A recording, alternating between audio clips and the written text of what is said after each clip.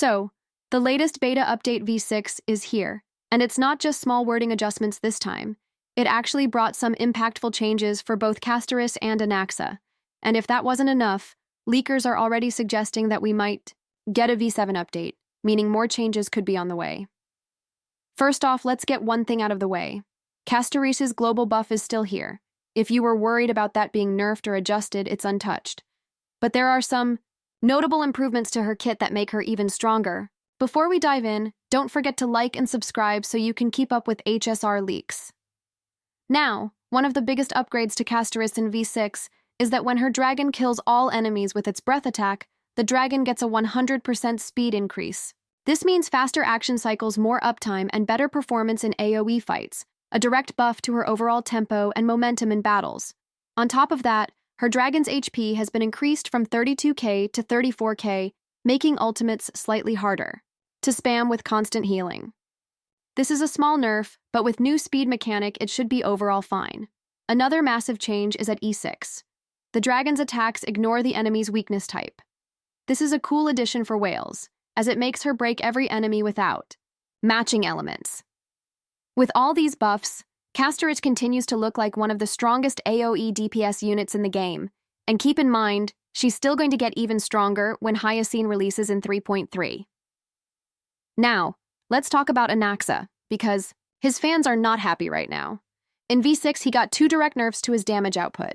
His double skills total multiplier dropped from 800% to 700%, which is a 12.5% damage nerf. His ultimate's multiplier was reduced from 200% to 160%, meaning a 20% damage nerf overall. These two changes reduce his damage potential, which is a problem for Hypercarry Anaxa builds. Many players were already excited about him being one of the best E0 Hypercarry, and while he's still very strong, these nerfs definitely dampen some of the hype. That being said, there was one minor buff, his elemental damage buff in 2 erudition. Teams increased from 40 to 50, making him a bit better when played alongside another erudition unit. However, this doesn't fully make up for the overall damage nerfs. Right now, Anaxa mains are frustrated, and with talks of a V7 update, there's some hope that these changes could be reversed or adjusted before final release. The biggest question now, will there be a V7 update? Beta leakers are saying yes, which means there's still a chance for final balance adjustments before Anaxa and Castorice officially release. If V7 does happen, there are 2 main possibilities. Either Anaxa could get some buffs back to counteract the current nerfs, or Castorice might receive more tweaks or minor refinements to her kit. Either way, this isn't the final version of their kits yet, so we'll need to keep an eye out for any last-minute changes.